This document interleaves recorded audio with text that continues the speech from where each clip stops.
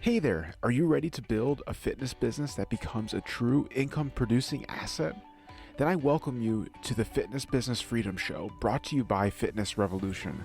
I am your host, Justin Hanover, and we have over 15 years of experience building thriving fitness businesses, and we are committed to sharing our knowledge and expertise with you. You can expect to hear proven business foundations and frameworks, success stories from our coaching partners, and guest experts to give you straight answers for your biggest questions. It doesn't matter if you have an online business, fitness facility, or operate as an independent trainer, you are in the right place to grow your business and create the personal freedom you desire.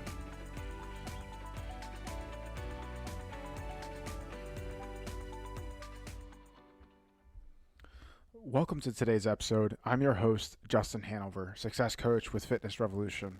And before we dive in and bring on today's guest, I want to share a little bit about what you can expect to hear and who I have joining us.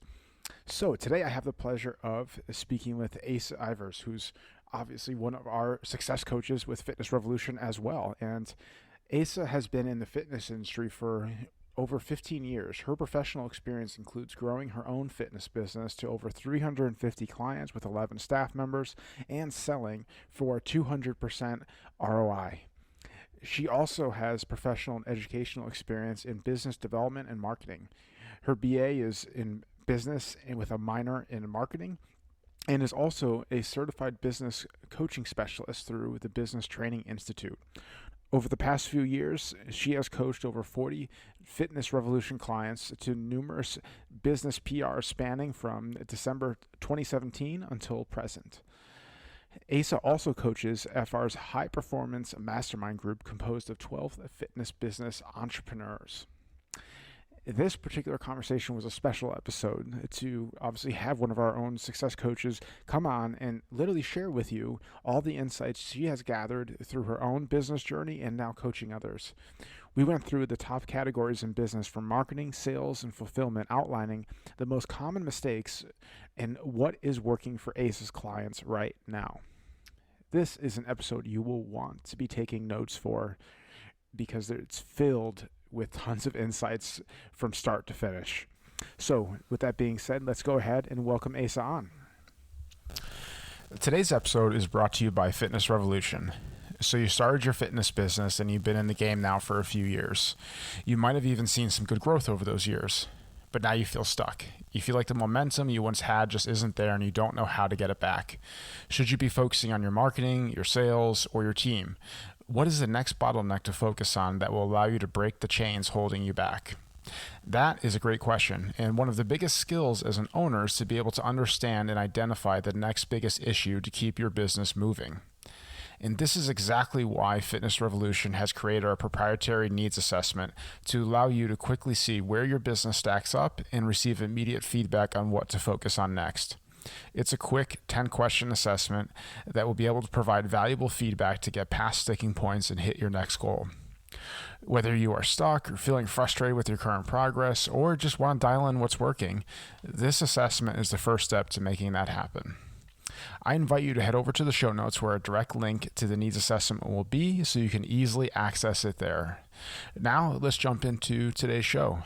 Asa, thank you so much for taking the time out of your busy schedule of coaching clients to spend it with us and coaching our audience. Absolutely. Thank you for having me. It's an absolute pleasure. So let's start with giving our audience more of a broader understanding of obviously who you are and how you got to this position of being a success coach. So kind of like that 1,000-foot overview. Yeah, absolutely. So basically, my educational background is in business marketing.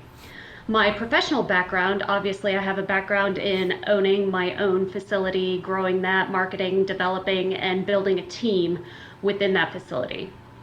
I decided after selling my business for a good profit to fuse my educational and my professional background and coach others on what I learned being a fitness business owner and in the industry. Nice. And that makes complete sense, obviously.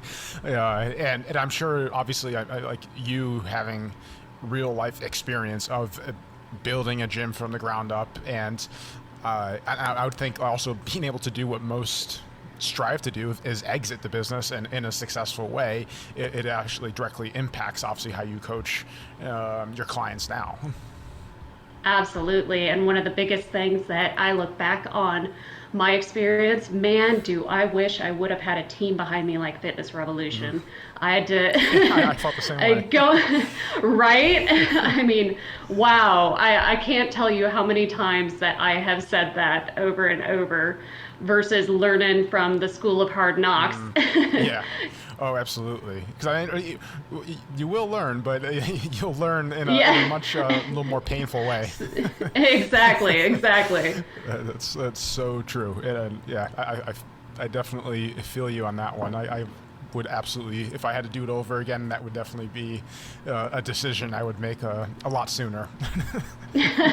For sure. So, within our conversation today, I wanted to, since obviously you are one of our success coaches and you work with a lot of different types of gym owners all over the world, we thought it'd be really helpful for you to kind of hit on some of the major areas within a fitness business, and first kind of sharing where you're seeing a lot of the gym owners make mistakes, and then what's working. So in terms of that, I figured let's start with the big one, the marketing, where a lot of people say is their biggest hang up, and they don't know how to market, they don't understand what to do, they're not getting enough leads, all the things that people typically struggle with.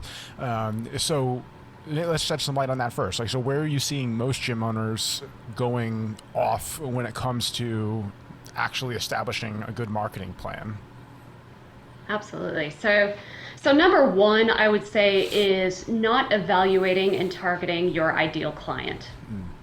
Ideal clients differ from type of business to what sort of service you are delivering, what your market looks like. Your ideal client is where you start with marketing your product, essentially.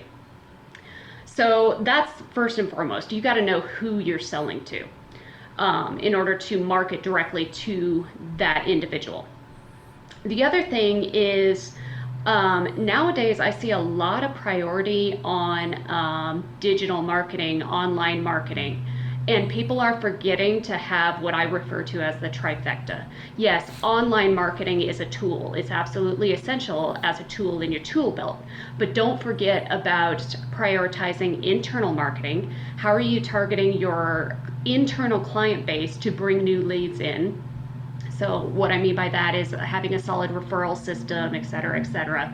And also external marketing. So how are you targeting that community in and around you? So what I mean by that is things like networking, joint ventures.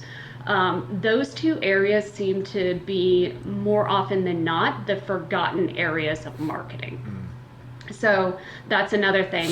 The ones that are doing it successfully have all three of those areas simultaneously operating. So not just that, but also making sure that you are tracking and documenting your marketing efforts and the results of those efforts.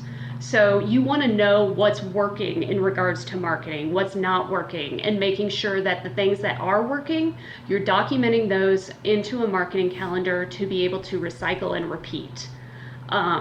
Or if it's something that you implemented and it's not working as well, then let's turn the dials and assess, and do we need to be putting forth marketing efforts towards something that's not working as well. So that's another thing, is documenting and tracking your marketing efforts and the results of those. That makes sense.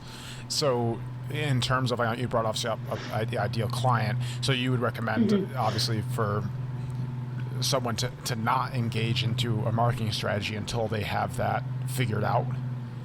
Oh, absolutely. Because, I mean, who are you selling to? You got to know who you're selling to, right? Absolutely. And I think that's where, I think we see it with a lot of people, of how they're just like trying these random strategies, hoping that like it's like a home run. when that's obviously, like, as we know, I mean, that's not the case. I mean, your businesses are built over small wins over time, not just one Absolutely. massive and then you're set for life. Yeah, I like to use the example. So the analogy of, not targeting your ideal client is like taking a bunch of darts and picking them up all at the same time and throwing them at a dartboard, hoping one hits, versus picking up a single dart and aiming with that single dart. Yeah, Your odds of it hitting are going to be way more accurate. definitely. So what you shed some light on, like, what some strategies you do to help, like, bring out what that ideal client could be for that client, because I think that's a lot of people just don't, they struggle with understanding, like, where to even begin with creating an ideal client. Yeah, absolutely. So being specific is important. A lot of people like to go with ranges. Well, someone that is 40 to 60, maybe male or female. Well, that's not targeted. I recommend you go, if you do have a client base, look at that one person that you say, okay, if I could have 10 more of this individual, that would be awesome. That person is your ideal client. That may be a 30-year-old female, has 2 kids, stay-at-home mom, but make sure that you are targeted with that ideal client. Yeah, no, that definitely makes complete, especially what you said there, just between, like, deciding male or female. I mean, that's like a massively different way you would talk to that person. Absolutely. I mean, think about marketing with like the images you put forth in your marketing efforts. Yeah. It's going to make a difference. Oh, absolutely. So now, like, and then your second part you mentioned there, with tracking, and I know, like, that the idea of that. I think a lot of people get the importance of that, and they know why they should be doing it, but I think they either get overwhelmed or they just don't know exactly how to consistently do it. And I feel like once a week goes by where they forget to do it, then it's just kind of like, oh, well, forget it now, a type of thing. So do you have any, like, tips that you can share with, like, one, like, maybe what to just start, like, things to focus on first, and then maybe some best practices to actually track, to have it become more of a habit? Absolutely. So the elusive marketing calendar, right? It seems like a behemoth project. Yeah. I always suggest starting with the big pieces. So by big pieces, I mean, what are those events annually that you're always going to want to market around? So start thinking like holidays, Black Fridays, New Year's, those sort of big pieces of an annual calendar that you're going to want to start working up to. Document those, make sure you put it somewhere that's visible. So whether you want to put that, I mean, on a calendar on your office wall or on a Google sheet, whatever works for you that is highly visible so that it doesn't get forgotten. Block out those big pieces, and then the smaller marketing pieces are all workups towards the bigger pieces. That kind of helps you start planning the in between those big steps. Yeah, no, that makes complete sense. And, like, I guess, like, when would you recommend, or, like, when it comes to tracking, maybe, like, the things that you're doing in between those, like, big stuff, or, like, or even just any type of promotion in general, like, how do you usually help your clients with tracking, like, how to, like, the result of a promotion, in that sense of, like, if it was successful or not? Yeah, absolutely. Well, the great thing about here at FR is when we bring coaching partners on, we also provide them a marketing calendar where they can plug in those events to that calendar, and they can track their consistency with those marketing efforts. And what that will lead to is you being able to track leads that actually come in based upon those marketing efforts and the efficiency of those efforts. Yeah. So basically, and that's, I think that's an important thing. That like one of the huge things I think that Fitness Revolution provides for our clients is like kind of like a done for you approach of how to track Absolutely. your marketing efforts or really any of efforts in your business, and we kind of take that burden off of you, which Yeah. is huge. And then and we make it in such a way that it makes it easy for them to see and understand, and vice versa. Also, you being the coach, being able to see and understand it rather than have to just hear what they think is happening, and then you actually know what's going on. So then you can further, obviously, guide them in a much more effective way. Absolutely. Because I feel like I'm sure you can agree. If you don't have that, then yeah, you're relying on feelings and emotions, and we know that can distort things. Yep. So I think that's a huge thing. So to recap, like for you guys listening, when it comes to marketing, the first and foremost, get your ideal client dialed in, because then you actually know how to go about marketing or where to market or how to even speak to them. And then the second part is tracking, and making sure that you're tracking your efforts, so then like you know what to double down on or what to scrap, and not continue down that path. So now moving into the next piece of the puzzle, the sales. Obviously, okay, we're bringing people in. Now we need to make sure that we're actually capitalizing on them and having consistent sales, so that people know how to grow their business. Obviously, they can make more projections and stuff. So when it comes to the sales category, where are you seeing first? Obviously, a lot of people have the hang-ups. So I would say the most common mistake well, now that I say the most common mistakes, all of a sudden a few mistakes are popping in my head, right? So some I'm sure of the there's more most than common one. mistakes, yeah. So one common mistake that I see being made is, as business owners, we love to talk about us in regards to our product and our service, and tell people about what our service is. What we need to be focused on is telling our ideal client how that's going to change for them. So speaking about your client, about how your product and service delivery is going to make their lives better. People love to hear about how that is going to impact their lives. Yeah, no, definitely.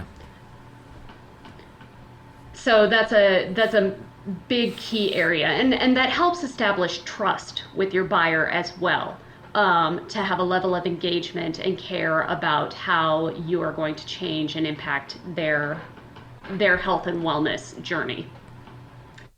Another common mistake I see in regards to sales is the common misconception of feeling like your sales is that quote unquote a sleazy salesman approach. Definitely. That's what I was gonna bring up, like what like obviously that let's like the take on sales script or no sales script type of thing. So my opinion on a sales script is I don't like a thoroughly written out sales script. I think that takes the humanism out of communication. But what is important is having a sales framework. So that's what we provide here. We have a great sales framework that we coach our coaching partners on, and that works very well. So to answer your question, scripts, verbatim scripts, no. Framework, yes. Absolutely. Yeah.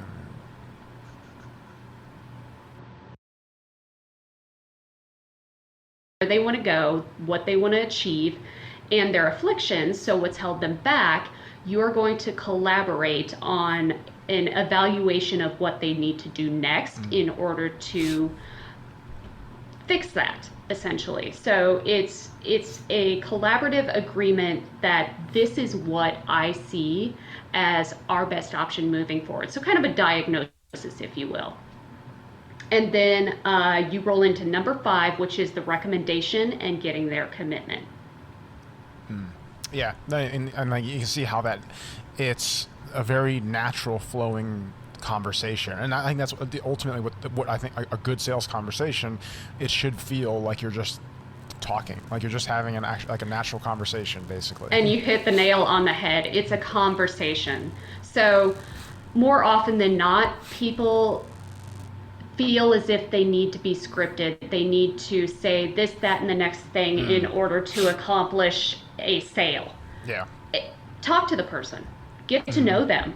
And as long as you just keep this very simple framework in your head, you can help guide that conversation to come to a place where you know is the best place for that potential client to wind up, which is moving forward with you in their health and wellness journey. Yeah, no, absolutely. And I think that's obviously like the number one focus, and you want that authenticity to be felt in the conversation, and that's where it happens when it's an actual conversation and not you trying to focus on saying like trickery, like if you will, and like come up with these fancy words. Well, it's trust. Yeah.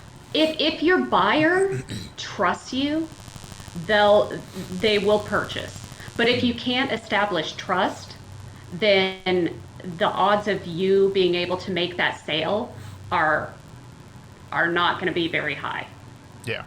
No, definitely. I think that's probably like the number one thing is trust, because I mean, we see it all the time with like even like major corporations, how much money they spend on just building people's trust, like in their marketing. I mean, like they don't care about actually making $1 from it. They just want to build your trust. And then they know that it's going to lead to you choosing them down the road. So it's the same thing there. And I think that's where you have to go into within the conversation of like, just because, like, say if someone doesn't say yes in this particular conversation, it doesn't mean a no forever. Absolutely. It's like you if anything, you just laid a bigger foundation, so then you have something bigger to follow up on and continue with. And like when you come at it from that perspective, then it's less urgency that it's like, okay, like this has to be a yes now or they're dead to me. No, that's exactly right. It's okay if a buyer has to think a minute. Yeah. Say, hey, I get it. That's all right. And I'll follow up with you at this point. Mm-hmm. Yeah. And then follow up with them. No, definitely. So in terms of like getting better at this process, I mean, like what are your recommendations or what have you recommended to your coaching clients to improve in this area? Well, for one, role play scenarios. I can't stress enough how important and how comfortable you will feel if you get some reps under your belt. Sit down with your team, if you have a team under you, and just throw out scenarios, throw them curveballs, see how they take it. That way, when you get into an actual conversation, you're prepared for those pivots and you're prepared to guide the conversation. Yeah, no, that it makes complete sense, obviously, because I mean, it's just like with any, I mean, and even a sport. I mean, you practice in difficult situations, then comes time for the actual event or conversation, then you already have walked that path. So your confidence is higher.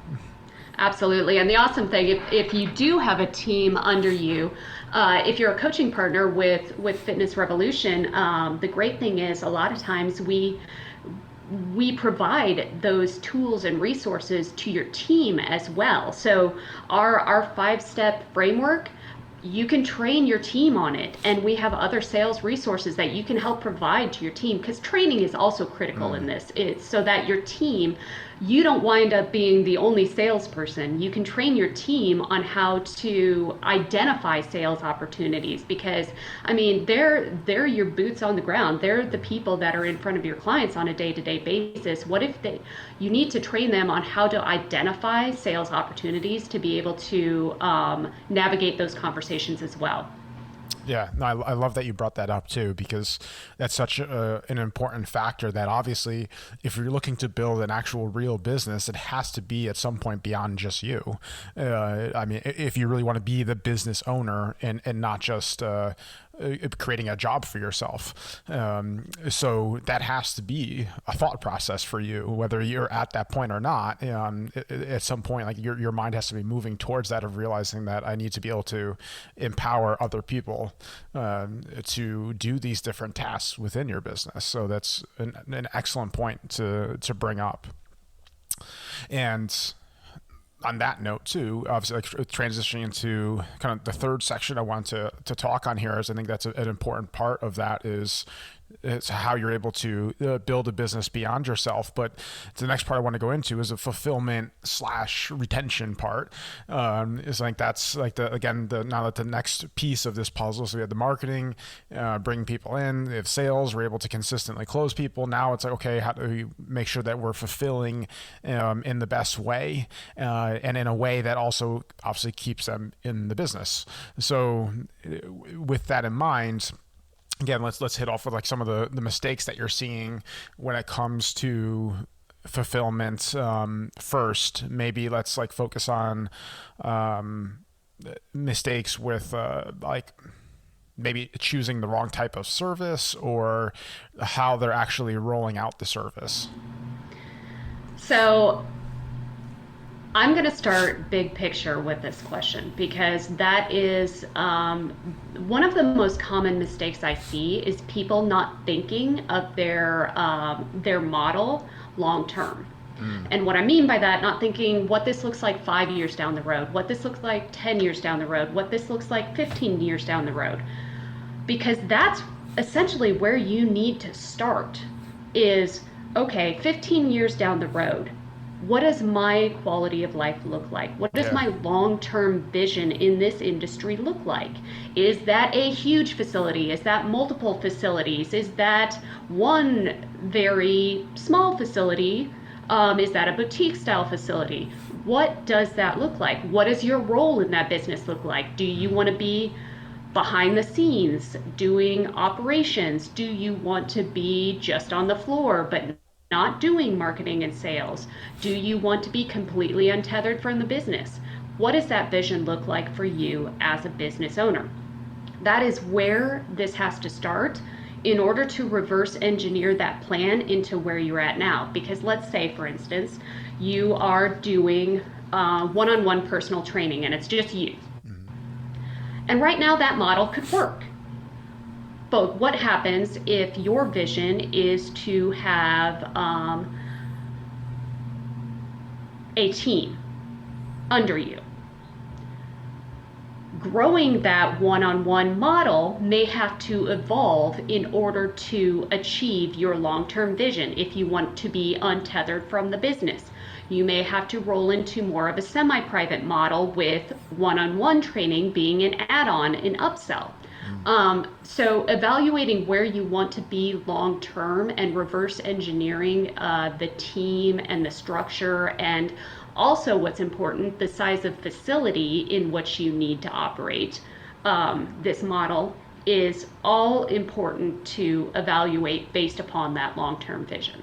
And that's such a powerful point, because I think probably, like, too many probably focus on the immediate future way too much, and are just like, oh, what can I just make quick money with right now and get started, not realizing that they're just kind of like backing themselves up against a corner, and have to end up redoing their business model to be more in alignment with like you said, like their quality of life. Because I think that's probably a big reason why we see a lot of burnout in this space, is because people build their businesses in a way that isn't sustainable long term.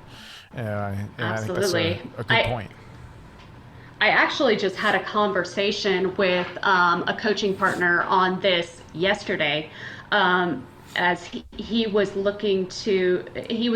determining whether or not he wanted to opt for a one business model versus another business model, and he was kind of torn on the two. And we had to take a step back from the situation. And I asked him, I was like, well, where do you want to be in 10 years? Like, what does your quality of life look like? And he hadn't really considered that into the right now decision. And Yeah. he realized, like, in order to make the right decision, I have to build it based upon what my longer term image of the business looks like and what my longer term quality of life looks like. And so that's what we talked through, and we're working on determining what business model is the right one to move forward with based upon where he wants to be. Yeah, that makes sense. Could you actually shed light on like what the options are on the table for this particular client, and I guess maybe walk us through like where you're at right now with the decision process, because I'm sure it will probably help somebody listening that's probably in the same situation or similar. Yeah, absolutely. So essentially what the options on the table were in this scenario was determining whether we wanted to have a facility in which we had contracted providers coming in, basically paying rent to bring down our operational costs within the space. These contractors would come in with their own brand entities and do their own product and service delivery. So that was one business model. The other business model we were looking at is whether this particular individual wanted to have his own branded entity within the facility and then bring trainers in as employees, delivering his methodology and programming. So hopefully those two different scenarios make sense. Yeah. And so he was really torn in which model he wanted to go with. And so what we started doing was evaluating, hey, what does your quality of life look like? What does this business look like for you down the road?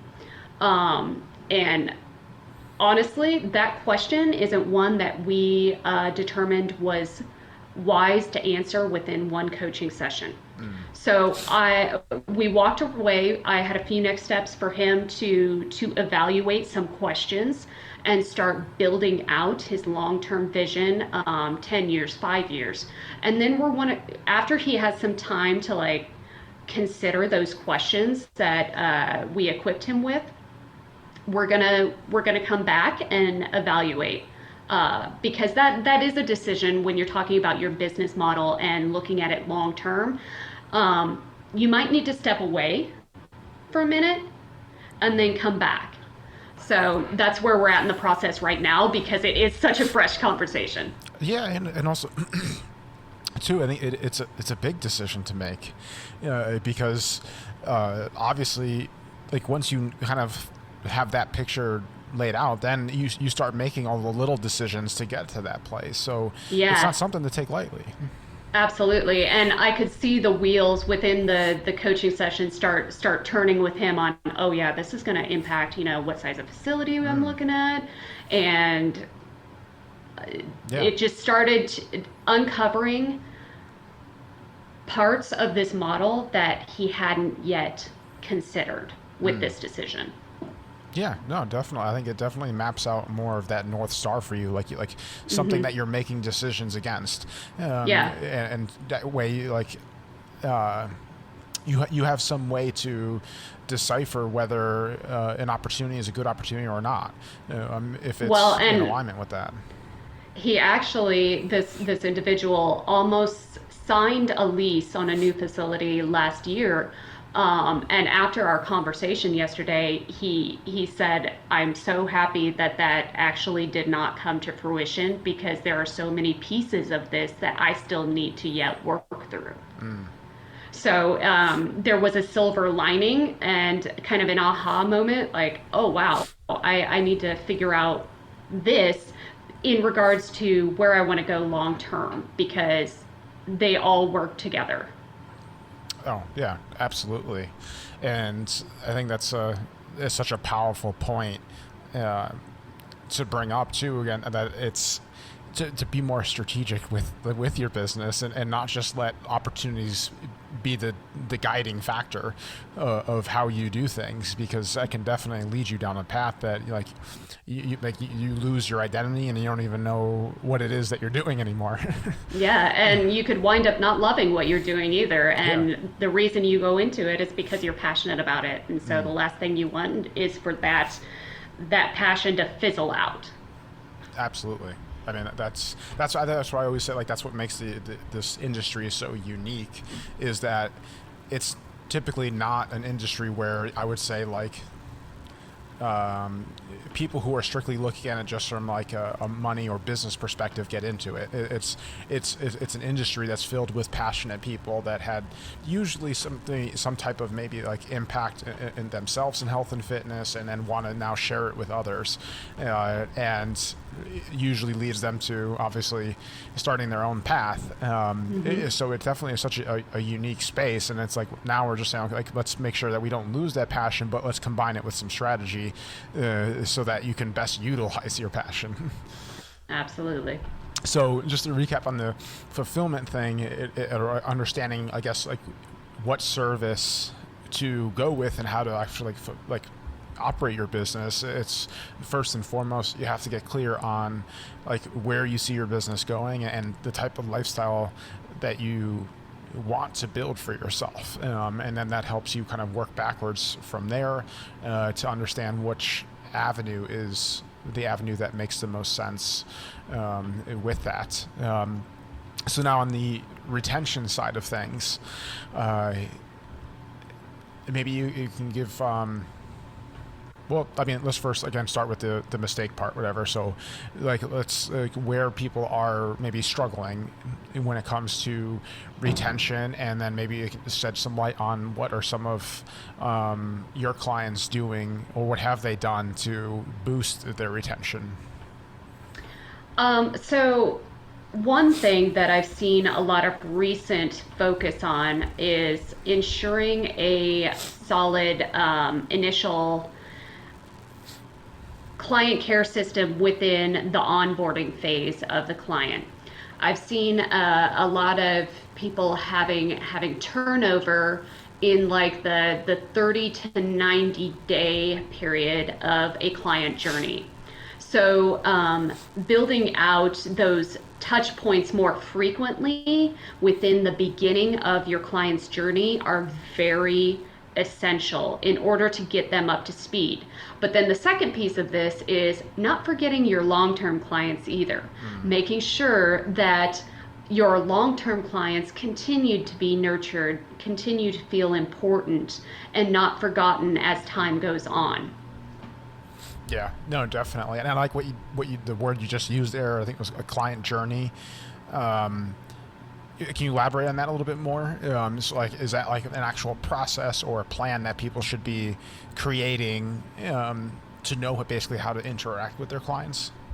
Absolutely. So a client journey is essentially, you don't want that to end, right? So why would you have it? Why would you not have touch points built out throughout the course of their journey, even up to the people that have been with you that 5 years down the road? Celebrate those milestones, make achievement points.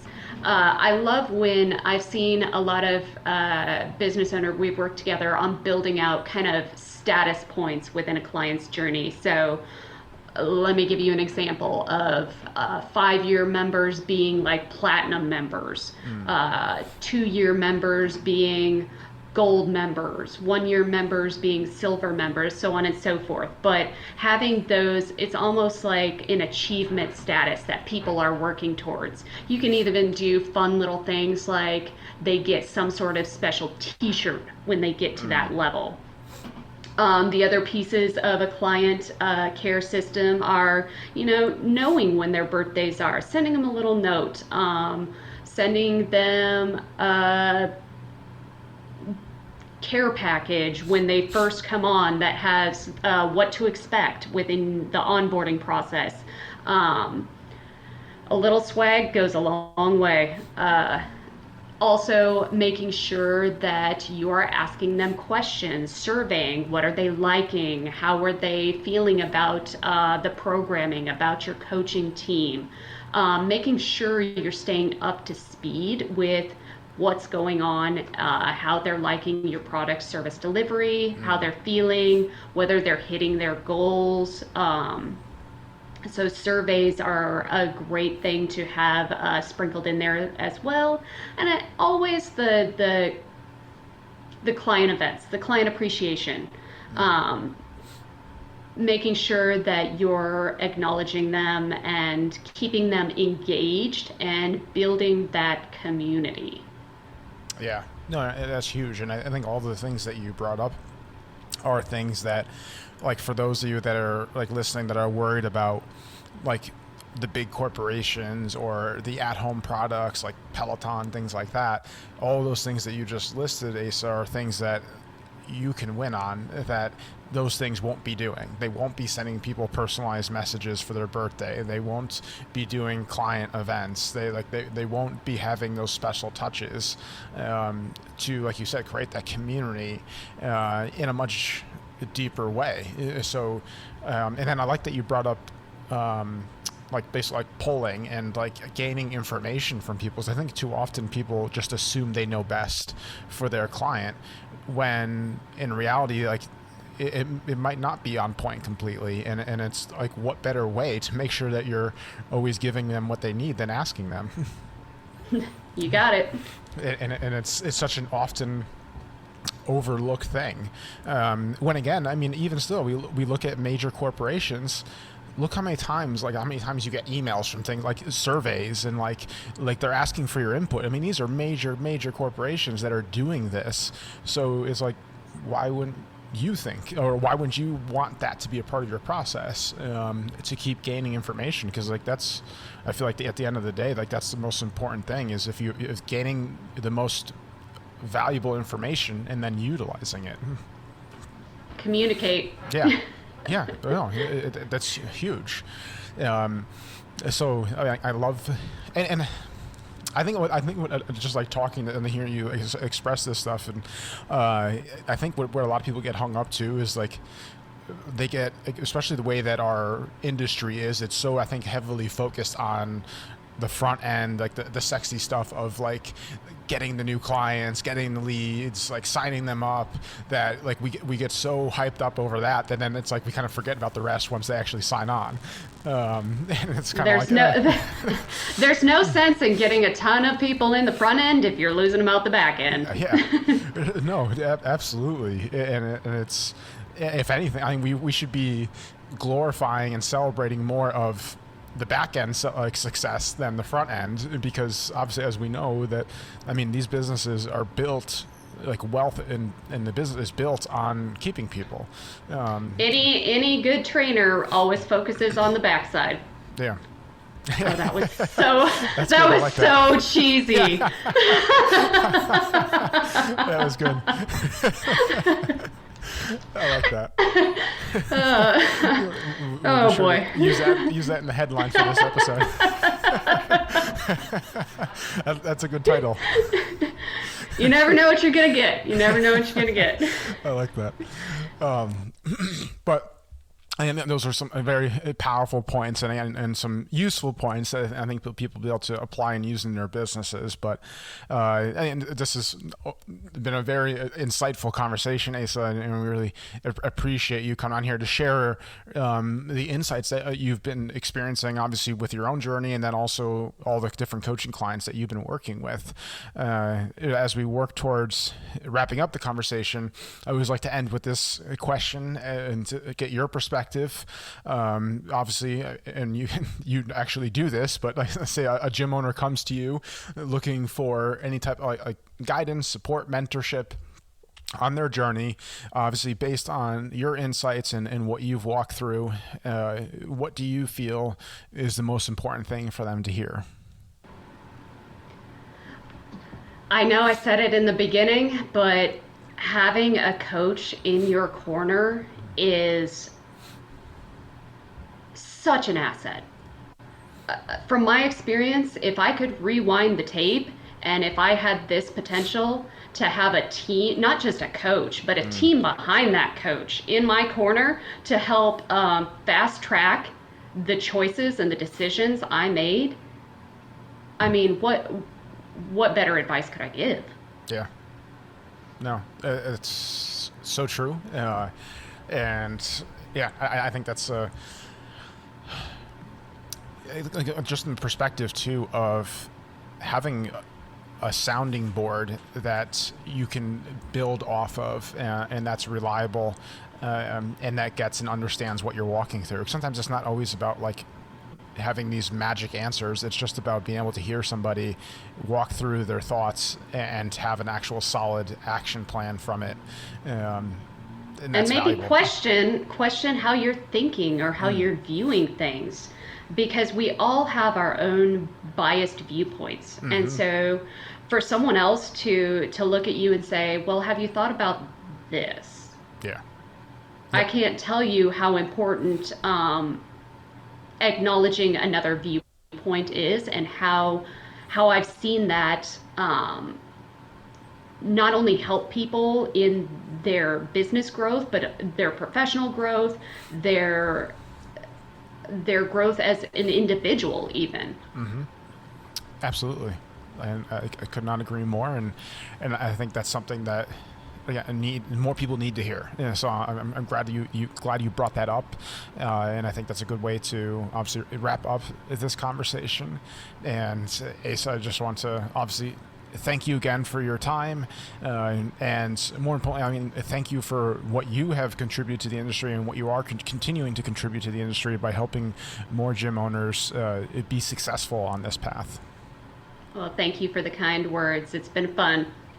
Absolutely. And if there's anybody like listening to this that would want to, that like just maybe resonated with some things that you said, or like, would like to continue a conversation with you or ask you more questions, where's the best way for them to connect with you? Fitness Revolution. Get in touch. You can or email me direct at asa@frnation.com. Excellent. And I do encourage you to do that. I mean, because like that's how things happen. That's how opportunities are created. That's how doors are opened up when you put yourself out there, and you take that first step. And sometimes it's as simple as sending an email. Absolutely.